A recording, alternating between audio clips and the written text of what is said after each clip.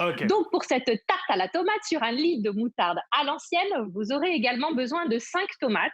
Il vous faut 100 grammes de comté, 5 cuillères à soupe de moutarde à l'ancienne et puis quelques herbes de Provence. Naturellement, Mmh. vous pouvez rajouter du thym frais, pourquoi pas, quand on aura cuit la tarte avec plaisir ou même encore du romarin. Vous mettez l'herbe, en tout cas, que vous aimez, qui vous correspond. On va commencer par les tomates. Les tomates, parfois, je le lis beaucoup dans les commentaires, les gens sont gênés par la peau. C'est vrai que quand Mmh. on a une bonne salade de tomates, on n'a pas forcément envie d'avoir la peau. Certains même sont allergiques. Donc, j'avais envie de partager avec vous deux moyens assez efficaces de se débarrasser de la peau des tomates une bonne fois pour toutes. Le Alors. premier moyen, regardez, Thibaut, ça se passe sur le feu. Il faut faire chauffer une casserole d'eau Mmh. bouillante. Vous allez faire une croix comme ceci à la base de votre tomate.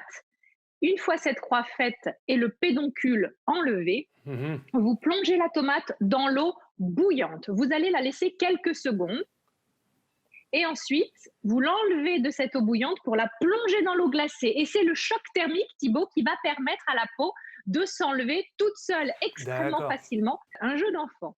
Et puis, il y a une autre technique. Parfois, moi, ça me gêne un peu d'avoir à chauffer ma tomate, vous voyez, de la plonger dans l'eau, Ouais, surtout si c'est une bonne tomate. Voilà, j'ai pas fraîche. toujours envie en fonction de la recette que je fais.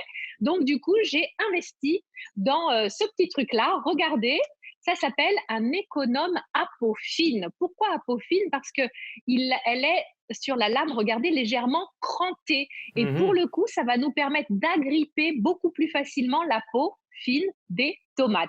Alors, la tarte à la tomate, on en parle depuis tout à l'heure. On a dit qu'il nous fallait de la pâte brisée ou feuilletée, du comté, des tomates, de la moutarde à l'ancienne et un petit peu d'herbe de Provence. Évidemment. Comment manier tout ça? Regardez. Alors on commence par mettre la pâte dans le moule, quelle que soit la pâte que vous ayez choisie d'ailleurs, brisée, feuilletée, peu importe. Vous la disposez bien dans le moule comme ça. Ceci fait toujours avec notre rouleau à pâtisserie. Là encore, on peut enlever l'excédent, toute la partie dont on n'a pas besoin, qui déborde. On passe un petit coup de rouleau. Ça nous permettra d'avoir des bords nettes, joliment colorés. Voilà, et on l'enlève sans difficulté. Et ensuite, on va piquer avec une fourchette le fond de la tarte.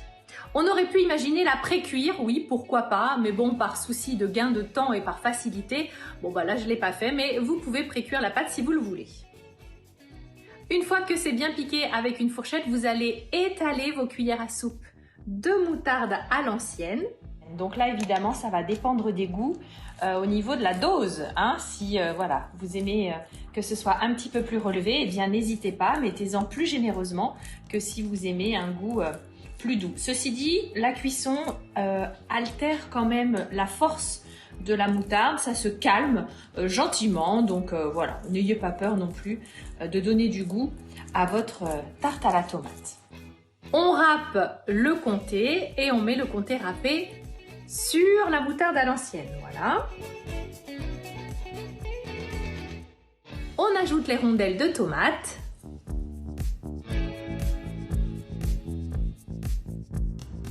Un peu d'herbe de Provence, du thym frais, du romarin, pourquoi pas, et hop, au four. Dans un four évidemment préchauffé à bien 210 degrés et on va laisser cuire 25 minutes.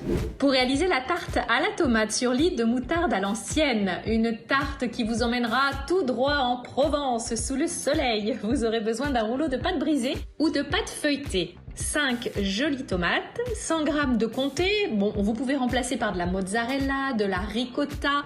Vous aurez besoin de 5 cuillères à soupe de moutarde à l'ancienne, quelques herbes de Provence, pourquoi pas, et un petit peu de thym frais. Seul. Oui, alors c'est cuit Thibaut, ça y est, c'est fait, ça sent très très bon, je peux vous assurer. Je vous montre. Allez, niveau Allez, présentation. oh, écoutez, aujourd'hui je vous ai fait quelque chose de doux. Voyez-vous, quelques petites fleurs, un petit peu de lumière pour cette tarte. Alors, n'hésitez pas, quand elle sort du four, eh ben, c'est à ce moment-là qu'il faut la manger. Parce qu'on a le Ah, comté qui est encore extrêmement chaud, qui peut faire des fils. Donc voilà, vous avez vu, moi je l'ai bien laissé cuire parce que je vous le disais, j'aime bien quand c'est un peu croustillant comme ça. Et puis elle est ben fine en ensuite, fait, hein, c'est une tarte fine. Là, on se rend pas oui, bien compte, mais on voit que c'est, on sent la finesse De la pâte et de la tomate. De la pâte, oui, oui, tout à fait. Alors, bon, on pourrait très bien manger votre petite salade de concombre hein, avec Thibaut. Ah oui, bah tiens, bah, j'ai pas fait ça pour rien. Hein. Bah non, j'imagine bien. En fait, l'idée, c'est d'avoir un petit peu de fraîcheur. Donc, c'est ça qui convient bien. D'avoir aussi du croquant. Moi, j'aime bien la servir avec de la sucrine, par exemple. Vous voyez, cette variété de salade-là qui a vraiment des grosses côtes, qui est craquante à souhait. Qu'est-ce qu'on met du comme coup, vous vinaigrette? Plutôt Ah, bah salé, alors, dans plutôt ce cas-là, sucré, ça peut oui, être bah, sympa là. oui, pourquoi pas. Vous pouvez partir toujours sur une bonne huile d'olive. On peut prendre un petit peu de vinaigre balsamique pour le coup, si vous voulez justement renforcer un peu ce goût sucré. Puis ça se marie très très bien avec la tomate.